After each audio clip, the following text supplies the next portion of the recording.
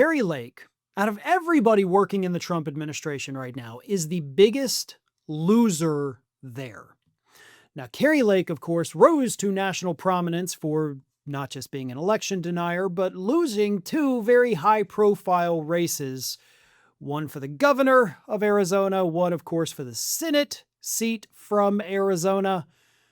And she failed both times. She failed spectacularly both times and refused to accept the election results. And then, of course, she got a job within the Trump administration, but not before swearing to the public that she was never going to run for office again. She was done. The whole system sucks. I'm never going to do it again, she promised us.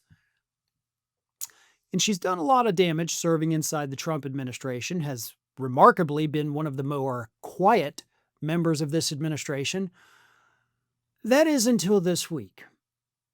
The Atlantic put out a rather lengthy article about Kari Lake, the damage she has done, with the U.S. Agency for Global Media, the layoffs, which of course the courts have said you can't do it, but she did it anyway. But there's a very funny part of this story.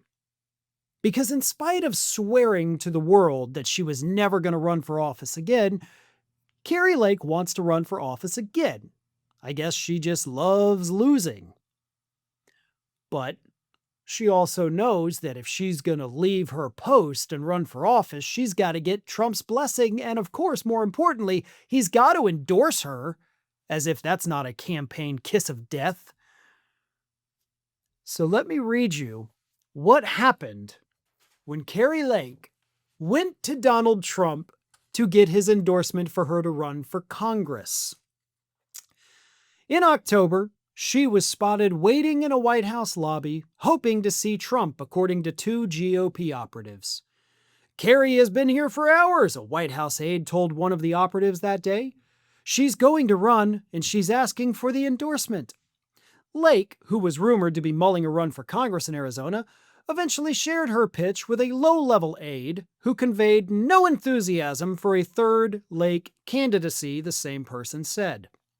The other Republican operative offered a similar account. When asked for comment on the episode, Lake responded in a statement that, quote, "Every shred of this question is incorrect. The president has always been very gracious and generous when I have requested time with him."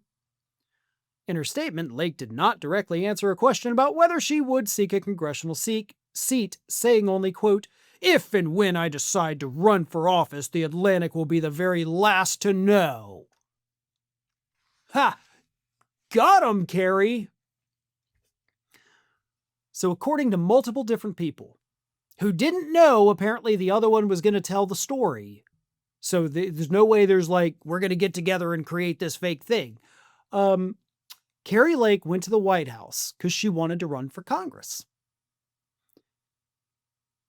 The White House didn't want to talk to her.